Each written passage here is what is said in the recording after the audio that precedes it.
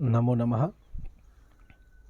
जैमिनी सूत्र या तो जैमिनीय सूत्र क्या ये प्रथम अध्याय का चतुर्थ पाद हम पढ़ने जा रहे हैं। सर्वप्रथम अथोपपदात् फलम विवक्षुः प्रथमम उपपदम निरूपयति।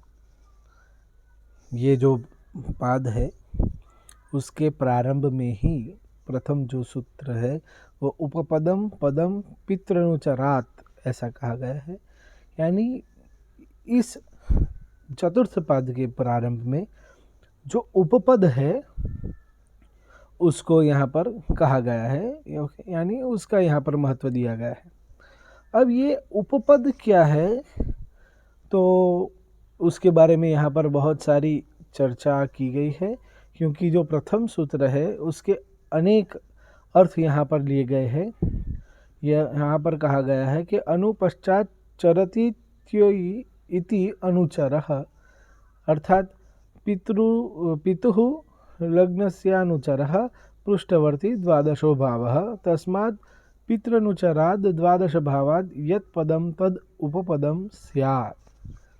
अब यहाँ पर कहा गया है कि सबसे पहले जो पिता जो है, यहाँ पर कहा पिता लग्नम अनुचरो द्वितीयो यस्येस्ति।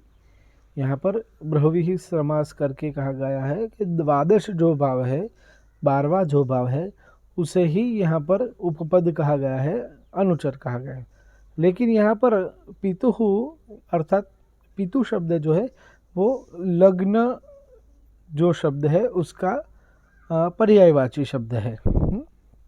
तो पितुः अनुचरः इति षष्ठी तत्पुरुष समासेन द्वितीयो भावो गृहीतः।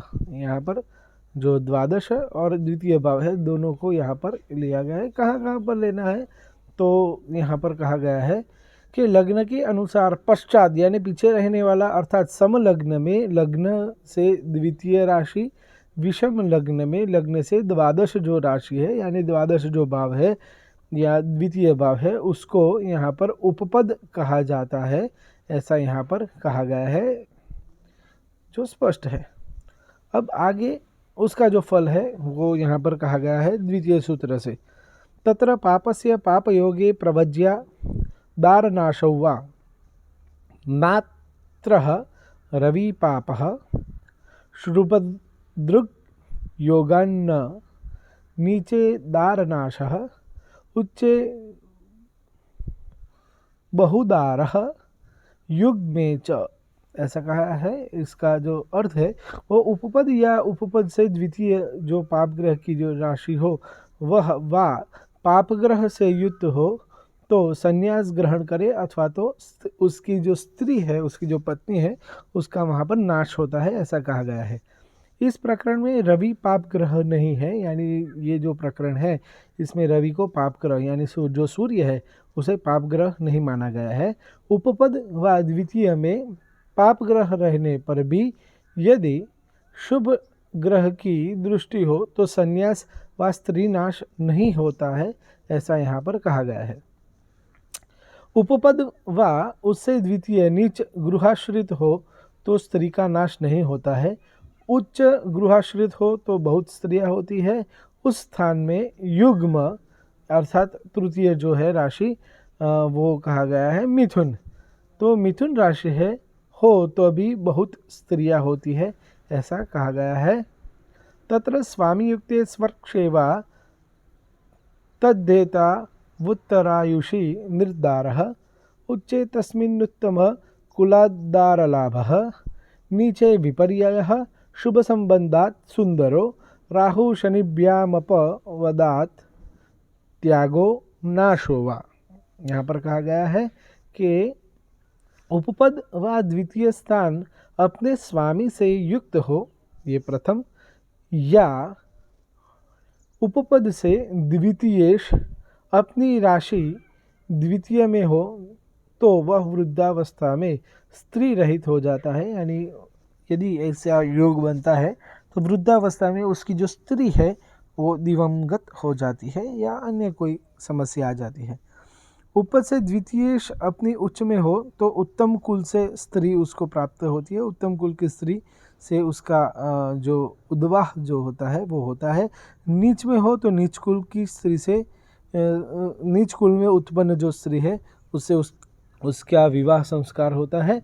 उपपद से द्वितीय व द्वितीय को शुभ ग्रह से संबंध अर्थात शुभ ग्रह के षड्वर के दृष्टि योग आदि यदि है तो सुंदर स्त्री उसको प्राप्त होती है।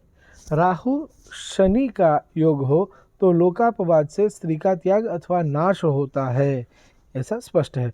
शुक्र केतुभ्याम रक्त प्रदरः अस्तिस्त्रावो वा बुध केतुभ्याम शनि रवि राहु वीरस्तिज्वरः बुध केतुभ्याम स्थौल्यम बुध क्षेत्रे मंदाराभ्याम नासिका रोगः कुज क्षेत्रे च गुरु शनिभ्याम कर्ण रोगो नरह का च गुरु राहुभ्याम दंत रोगः शनि राहुभ्याम कन्या तुलयोः पंगुर्वा रोगो वा श्रुभद्रुग योगान्न, ऐसा यहाँ पर कहा गया है। उपपद और उससे द्वितीय में शुक्र केतु हो तो उस जो जातक है उसकी स्त्री को रक्त प्रदर का जो रोग है वो वहाँ पर होता है। आगे तो बुध केतु हो तो अस्थिस्त्राव का जो योग होता है वो होता है। शनि रवि और राहु हो तो अस्थि ज्वर होता है। बुध केतु के संबंध में स्थूलता यानी थोड़ी मोटी होती है। यदि उक्त स्थानों में मिथुन कन्या और उसमें शनि मंगल हो तो नासिका का रोग होता है। मेष वृश्चिक भी हो तो नासिका का रोग ही हमें समझना चाहिए। बृहस्पति शनि हो तो कर्ण रोग और नरह का यानी नहरुआ नाम का यहाँ रोग विशेष में है वो होता है। गुरु राहु हो तो दंत रोग। उक्त स्थानों में कुंभ व मीन हो तथा उसमें शनि राहु रहे तो उसकी स्त्री पंगु अर्थात पंगु यानी लंगड़ी यानी पैर की, उसे दिव्यांग जिसे कहा जाता है वो दिव्यांग होती है अथवा वात रोग युक्ता वो होती है। उपरोक्त पापकृत योग में शुभ ग्रह की दृष्टि अथवा योग हो तो उक्त जो रोग है वो नहीं होते हैं, ऐसा कहा गया है। सप्तमांश ग्रहेभ्यश्चैवम, ऐसा कहा गया है। यहाँ पर कहा गया है उपपद से सप्त जो है सप्तम अर्थात सप्तम भाव के नवांश और दोनों के स्वामी पर से भी उक्त प्रकार के फल जो है ऊपर जो कहा गया है वैसा ही फल जो है उसे प्राप्त होता है। बुध शनि शुक्रेश्वनपत्यः, यहाँ पर पुत्रेषु रवि राहु गुरुभिर बहुपुत्रः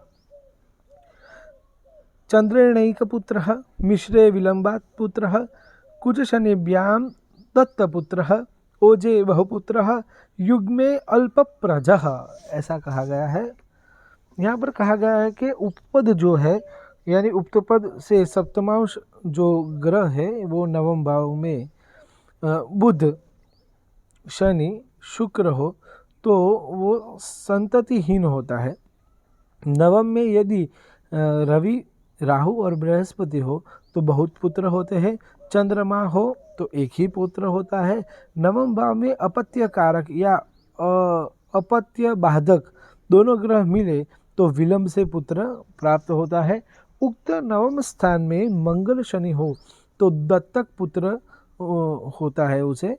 नवम में विषम राशि हो तो बहुत पुत्र और सम राशि हो तो अल्प पुत्र कहा गया है। तो यहाँ पर नवम भाव क्यों कहा गया कि जो पुत्र है वो पंचम भाव है पुत्र पद, और आगे कहा पुत्र का भी पुत्र यानी पौत्र तो उसे पंचम से पंचम यानी यहाँ पर नवम जो भाव है वो यहाँ पर कहा गया है। तो उसी वजह से यहाँ पर पुत्र का संबंध नवम भाव से बताया गया है। आगे का जो सूत्र है गृह क्रमात् कुक्षि तदीश पंचमांश ग्रहेभ्यश्चैवं भ्रातृभ्यां शनिराहुभ्यां भ्रातृनाशः शुक्रेण व्यवहित गर्भनाशः पितृभावे शुक्रदृष्टेपि कुजगुरुचंद्र बुधैर् बहुभ्रातरः शन्याराभ्यां दृष्टे यथा स्वं भ्रातृनाशः शनिना स्वमात्रशेषश्च केतौ भगिनी बाहुल्यम। यहाँ पर कहा गया है, तो उसकी जो भाषा टीका है वो ऐसा कहा गई है कि जो उक्त जो भाव है वो हमने यहाँ पर बात कही गई, ये पुत्र की बात है, तो यहाँ पर हमें नवम भाव जो है उसकी यहाँ पर चिंता जो विचार है वो यहाँ पर कह रहे हैं। यहाँ पंचम जो शब्द कहा गया है वो नवम भाव के अर्थ में इस प्रकार है कि पंचम भाव से पंचम भाव अर्थात नवम भाव है वो पौत्र, पुत्र का भी जो पुत्र होता है उसका अर्थ के वाच्य है, उसी वजह से यहाँ पर वो हमें ग्रहण करना चाहिए। तथा उपरोक्त स्थानों में यानी जो नवम भाव है उसमें भ्रातृस्थान जो है में यदि शनि और राहु हो तो भाई का नाश होता है, शुक्र हो तो अपने से व्यवहित अर्थात पूर्व और पश्चात के गर्भ का जो नाश होता है, ऐसा स्पष्ट है। यहाँ पर आगे कहा गया है कि लग्न से अष्टम में शुक्र की दृष्टि रहने से भी व्यवहित गर्भ का नाश समझना चाहिए। मंगल, बृहस्पति, चंद्र, बुध में हो तो बहुत भाई वाला होता है। शनि और मंगल की दृष्टि हो तो यथाक्रम भाई का अर्थात एकादश में बड़े भाई और 3 में है तो छोटे भाई का नाश होता है। केवल शनि की दृष्टि हो तो केवल स्वयं बचता है, बाकी जो बड़े या छोटे भाई जो है उनका नाश होता है, अर्थात बड़े छोटे सभी सहोदर का नाश होता है। तथा उक्त स्थानों में यानी 3 और 11 जो स्थान है उसमें केतु हो तो बहुत बहन वाला यानी ज़्यादा कन्या जो है उसके बहन जो है वो जो जातक है उसकी भगिनी जो है उसकी संख्या ज़्यादा होती है।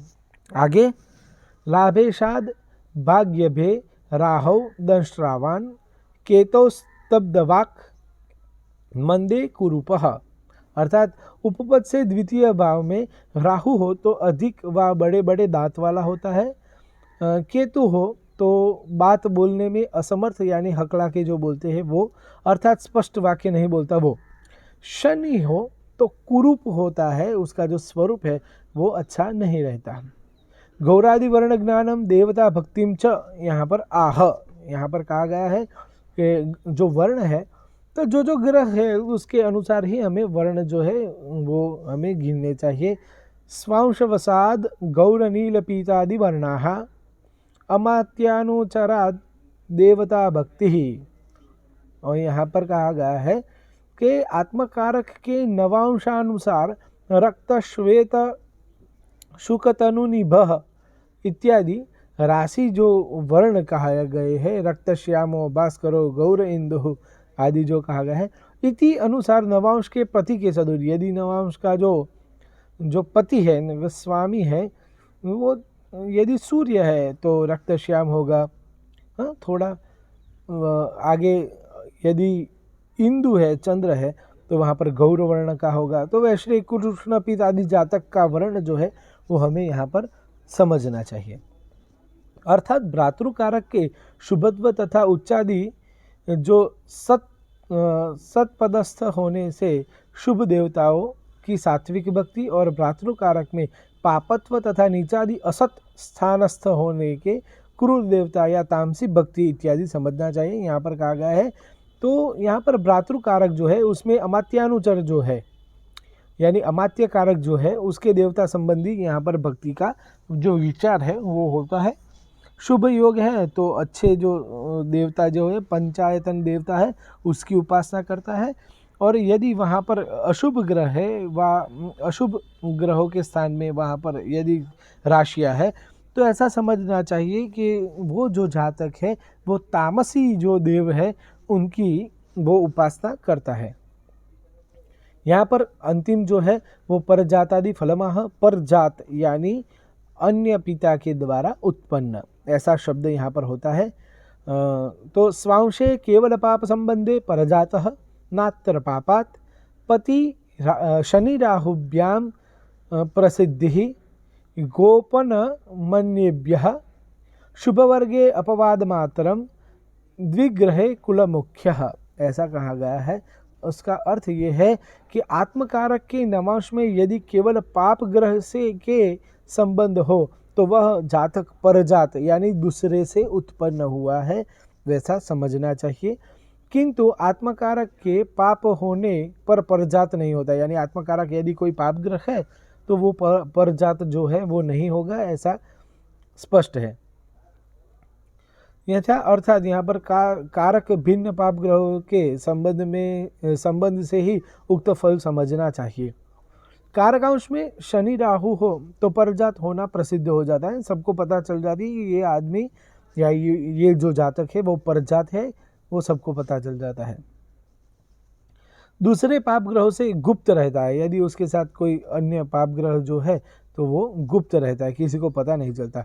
शुभ ग्रह के वर्ग कारकांश में हो तो अपवाद मात्र होता है, अर्थात वो वास्तव में वो जो परजात है वो नहीं होता, उसके स्वयं के जो पिता है उससे ही उत्पन्न हुआ है, ऐसा मानना चाहिए। आत्मकारकांश में दो ग्रह हो तो वह जातक अपने कुल का मुखिया, यानी अपना जो समाज है या अपना जो परिवार है उसमें मुख्य भूमिका जो है उसकी रहती है, वो बड़ा नेता भी एक प्रकार से वो हो सकता है।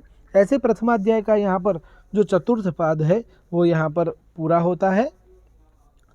सीताराम शर्मा मैथिल के द्वारा की गई ये जो तत्वदर्शन नाम की जो टीका है वो यहाँ पर पूरी होती है। यहाँ पर जो चतुर्थ पाद है वो जो प्रथमाध्याय के 4 पाद थे उसमें ये चतुर्थ पाद अंतिम पाद था, वो आज पूरा हुआ। अब आगे का जो वीडियो होगा वो द्वितीय अध्याय के प्रथम पाद से हम पुनः प्रारंभ करेंगे।